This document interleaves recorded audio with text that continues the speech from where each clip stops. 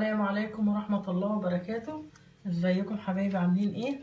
النهارده هعمل معاكم بقى المحشي مشكل اهو. بتنجان والكوسة وفلفل وكرنب. والمقادير بتاعته اهي، طبعا كزبرة، صلصة، قوطة اهي، البصل هنا بصل اخضر، روزميري،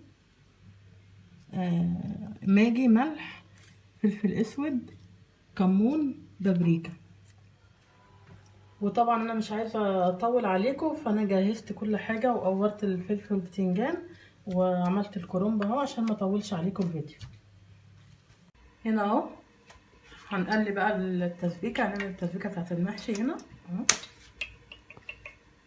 انا ضربت نص قرن فلفل حلو مع القوطه، اللي مش عايز يعني ما يحطش، بس انا يعني ايه عشان تديها طعم شويه بدل الشطه.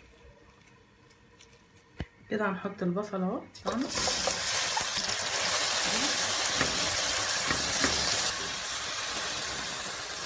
احنا يعني مش عايزينه يتحمر قوي لان عشان يبقى حلو، يعني البصل ما يبقاش محروق، مجرد بس يدبل ولونه يتغير شويه. نحط بس معلقه ملح صغيره عشان البصل يتبل بسرعه، يدبل بسرعه. كده احنا نخلصها بس بالصدر كده ونرجع لكم تاني. كده احنا حطينا الصلصه، هنحط القوطه اهي.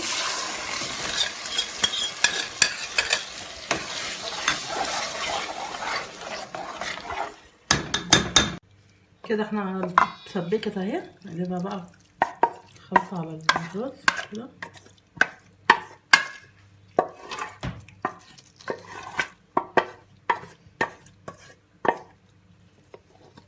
كده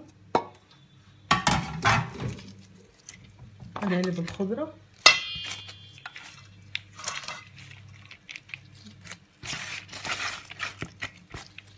انا بتحب الخضرة تبقى كتير في المحشي.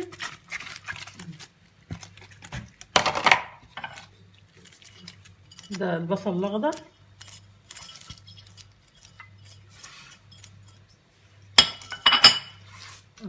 ده الرز من اللي قلنا عليه.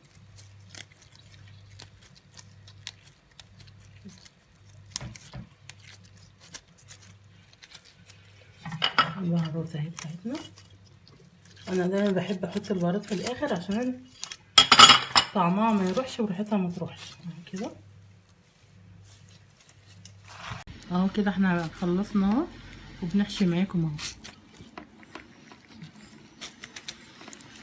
كده. بس احنا ايه منملهوش قوي يعني عشان ما يبقاش ما يستوي يعني من جوه كده.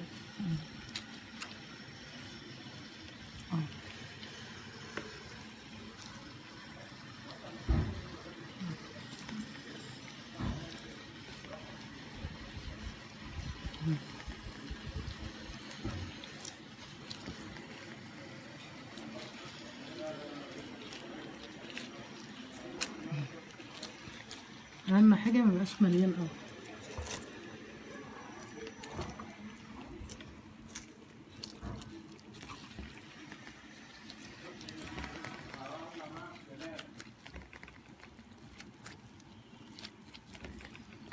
كده ونكمل ونرجع لكم تاني كده بعد ما خلصنا اهو حشانين. هنا هنعمل معاكم بقى الفراخ، هنعملها جنب المحشي بقى اهو. احنا طبعا غسلناها غسله حلوه بالليمون والدقيق والخل والليمون. وهنا بقى الحاجات بتاعتها لان احنا هنحطها كده في الفرن اهو. ورق لورو، روزماري، ملح، حبهان مطحون، فلفل اسود مع قرفة، جنزبيل، كمون، كركم. ودي بصل مفروم، فص ليمون، قطايه، قرن فلفل، فص ثوم، ومعلقة صلصة. هنعملها معاكم اهو. هنحط البصل والقوطة، الليمون كده.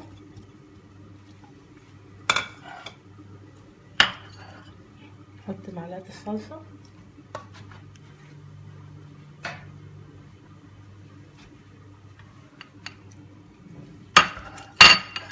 هنا هنحط البهارات والزيت كده،